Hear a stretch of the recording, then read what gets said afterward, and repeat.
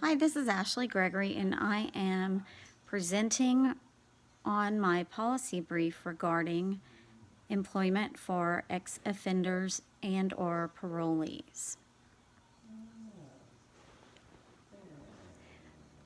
I did a research study regarding attitudes on how people feel towards working with ex-offenders or parolees in the job market.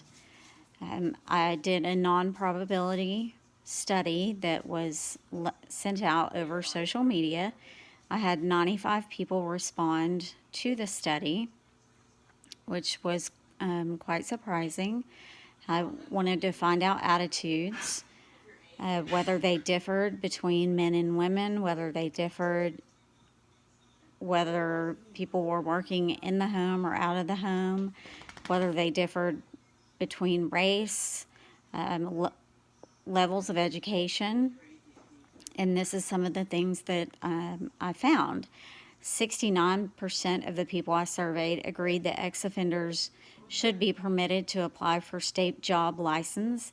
As the law stands now, if you have a felony on your record, you are not allowed to apply for jobs that require state licenses to perform, such as plumbers, welders, those types of jobs, anything that requires a license.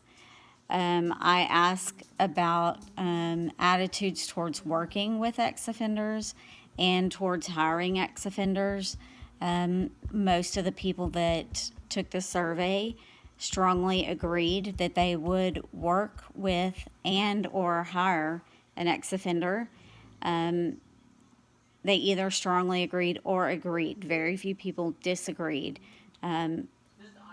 about working with or hiring an ex-offender.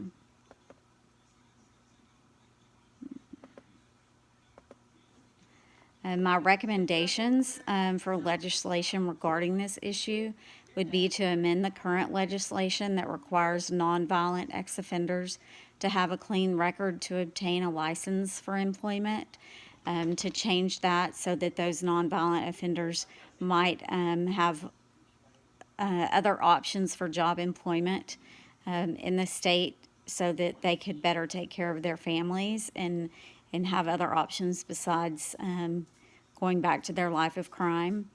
My second recommendation would be to stipulate that only nonviolent ex-offenders are eligible for employment requiring state licensing, so that the public doesn't have to be concerned about what type of felons are able to get those state licenses.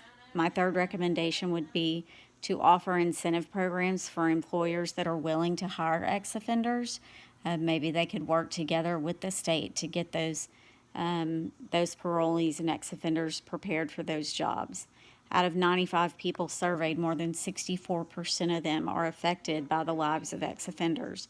So that means they are either close to someone, they know someone, or they have a friend or relative that is close to someone that is an ex-offender or parolee. A society is not successful if prisons are its largest form of public housing. And currently, America houses more prisoners than any other country in the world, which means that we have a huge problem. The advantages of taking this step for ex-offenders is that it would reduce recidivism. It would lower our tax dollars. We pay an insane amount of money each year to house these individuals. We would reduce prison overcrowding, and it would ultimately lower the crime rate. Ex-offenders need jobs. They need options when they get out. They need help. Most of them need some sort of counseling and job training. They need change in the law so that they're able to have these options, and they need you to change the law. So I think between this survey and the attitudes of the public, this would be an incremental change that would be fabulous for these individuals to get back to their families and support them and provide for them instead of going back to a life of crime for the money that they need to take care of them. Thank you.